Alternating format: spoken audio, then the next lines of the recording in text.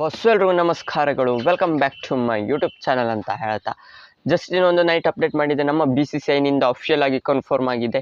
ಏನಪ್ಪ ಅನ್ನೋದನ್ನು IPLನ ಸಿಕ್ಕಾಪಟ್ಟೆ ಬ್ರೇಕಿಂಗ್ ನ್ಯೂಸ್ಗಳಿವೆ. ಅದು ಏನೇನೆಲ್ಲ, ಅದೇ ರೀತಿಯಾಗಿ ನಮ್ಮ ಇಂಡಿಯಾದ ಕ್ಯಾಪ್ಟನ್ ಆಗಿರುವಂಥ ರೋಹಿತ್ ಶರ್ಮಾ ಅವರ ರಿಲೇಟೆಡ್, ಅದೇ ರೀತಿಯಾಗಿ ಸಿಕ್ಕಾಪಟ್ಟೆ IPLನ ನ್ಯೂಸ್ಗಳಿವೆ.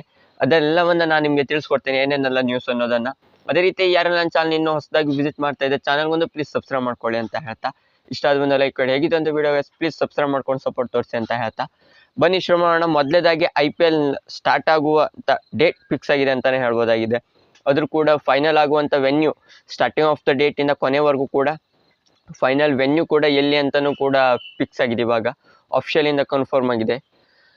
ಮೊದಲೇದಾಗಿ ಬರೋದಾದರೆ IPL ಈ ಬಾರಿ ಮಾರ್ಚ್ 21ರಿಂದ ಸ್ಟಾರ್ಟ್ ಆಗುತ್ತೆ ಅಂತ ಇವಾಗ ಜಸ್ಟ್ ಇನ್ನೊಂದು ಅಪ್ಡೇಟ್ ಕೊಟ್ಟಿದೆ ಕ್ರಿಸ್ಮಸ್ ಅವರು. ಅದೇ ರೀತಿಯಾಗಿ ESPN ಇನ್ಫಾರ್ಮೇಷನ್ ಪ್ರಕಾರ ಹೋಗ್ತಾ ಇದ್ರೆ IPL ಈ ಬಾರಿ ಮಾರ್ಚ್ 21ರಿಂದ, ಮೊದಲಿಂದ ನನ್ನ ಪ್ರಕಾರ ಮಾರ್ಚ್ 15ರಿಂದ ಏನೋ ಸ್ಟಾರ್ಟ್ ಆಗ್ತಿತ್ತು. ಅದಕ್ಕೂ ಮೊದಲೇದಾಗಿ WPL ಸ್ಟಾರ್ಟ್ ಆಗ್ತಿರೋದ್ರಿಂದ ಚಾಂಪಿಯನ್ ಟ್ರೋಫಿಯ ನಡುವೆ WPL ಕೂಡ ಸ್ಟಾರ್ಟ್ ಆಗ್ತಿದೆ ಫೆಬ್ರವರಿ 7ಇಂದ. ವೀಕೆಂಡಲ್ಲಿ WPL ಫೆಬ್ರವರಿ 7ಇಂದ, ಅದೇ ರೀತಿಯಾಗಿ ಚಾಂಪಿಯನ್ ಟ್ರೋಫಿಯ ನಡುವೆನೇ ಇರುತ್ತೆ. ಅದೇ ರೀತಿಯಾಗಿ ಮೆನ್ಸ್ IPL ಅಂತೂ ಮಾರ್ಚ್ 21ಇಂದ ಸ್ಟಾರ್ಟ್ ಆಗ್ತಿದೆ.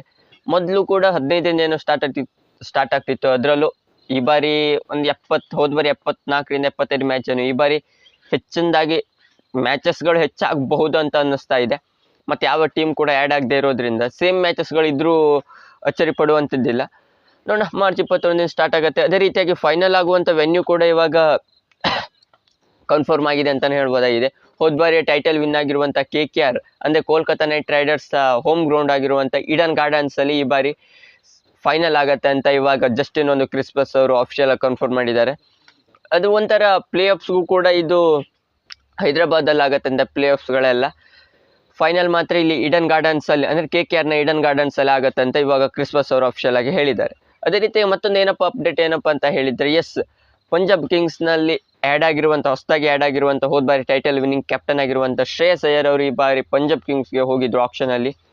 ಅವರೇ ಈ ಬಾರಿ ಪಂಜಾಬ್ ಕಿಂಗ್ಸ್ನ ಕ್ಯಾಪ್ಟನ್ ಆಗಿ ಇವಾಗ ಅಫಿಷಿಯಲ್ ಆಗಿ ಕನ್ಫರ್ಮ್ ಆಗಿದೆ ಕ್ರಿಸ್ಮಸ್ ಅವರಿಂದ.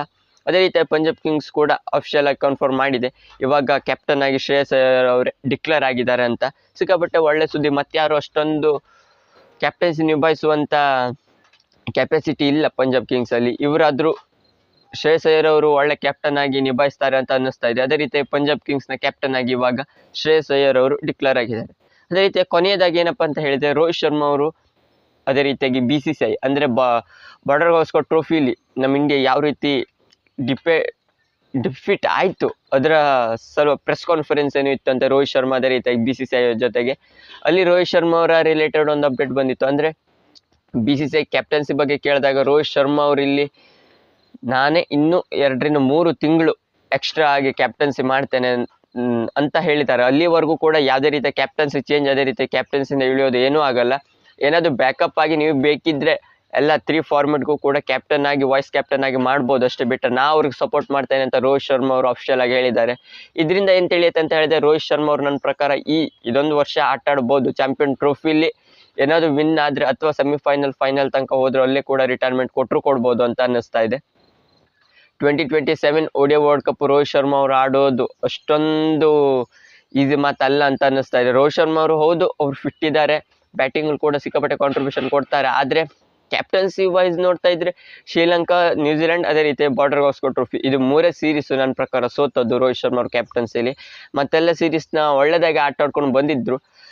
ಆದರೂ ಇವಾಗಿರುವಂಥ ರಿಪೋರ್ಟ್ಸ್ಗಳ ಪ್ರಕಾರ ರೋಹಿತ್ ಶರ್ಮಾ ಅವರು ಇನ್ನೂ ಫ್ಯೂ ಮಂತ್ಸ್ ಕ್ಯಾಪ್ಟನ್ ಆಗಿ ಇರ್ತಾರೆ ಅಂತ ನಮ್ಮ ಇಂಡಿಯನ್ ಕ್ರಿಕೆಟ್ ಟೀಮ್ಗೆ. ಅದು ಟೆಸ್ಟ್ ಫಾರ್ಮೆಟ್ ಅಥವಾ ODI ಫಾರ್ಮೆಟ್ ಅಂತ ಇನ್ನೂ ಕನ್ಫರ್ಮ್ ಮಾಡಿಲ್ಲ. ಒಟ್ಟಿನಲ್ಲಿ ಕ್ಯಾಪ್ಟನ್ ಆಗಂತೂ ಇರ್ತಾರೆ ಅಂತ ಇವಾಗ ರೋಹಿತ್ ಶರ್ಮಾ ಅವರೇ ಕನ್ಫರ್ಮ್ ಮಾಡಿದ್ದಾರೆ BCCI ಹೇಳಿದ್ದಕ್ಕೆ. ಬ್ಯಾಕಪ್ ಕ್ಯಾಪ್ಟನ್ಸ್ಗಳಾಗಿ ಯಾರನ್ನಾರು ಇಡ್ಬೋದು ಅಂತ ಅನ್ನಿಸ್ತಾ ಇದೆ. ನೋಡೋಣ, ನಮ್ಮ BCCI ಯಾವ ರೀತಿ ತೀರ್ಮಾನ ಮಾಡುತ್ತೋ ಅದೇ ಫೈನಲ್ ಆಗುತ್ತೆ ಅಂತ.